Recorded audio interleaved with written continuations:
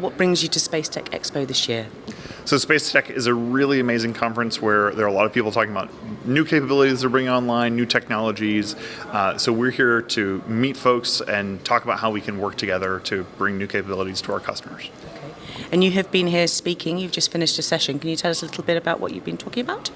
Yeah, so I was just on a panel talking about the kind of the business models of a lot of new kind of in-space servicing businesses. So there are folks that are doing mission extension for geo-based telecommunications satellites.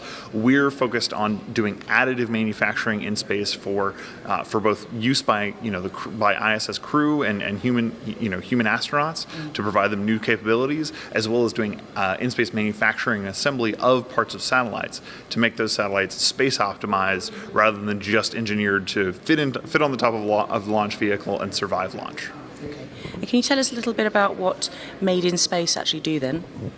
All right, so Made in Space is the in-space manufacturing company.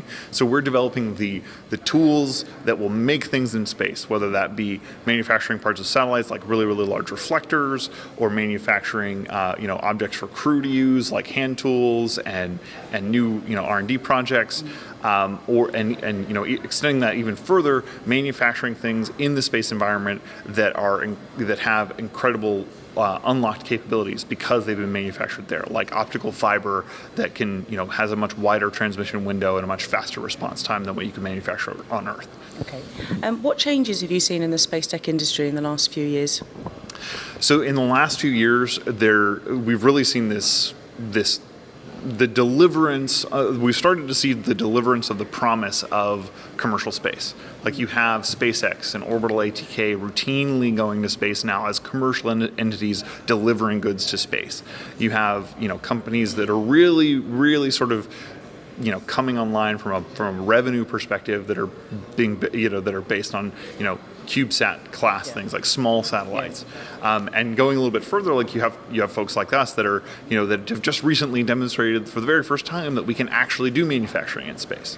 Like before 2014, we had never manufactured useful objects in space, and now we are, and really starting to infuse that into future missions.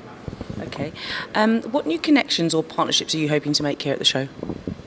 So we're hoping to deepen our relationships with existing vendors and customers, as well as we hope to figure out like new business new products and services that we could collectively offer, because space is a team sport. So coming to events like this and being able to talk with folks and brainstorm about new things that we can deliver is really one of the features here.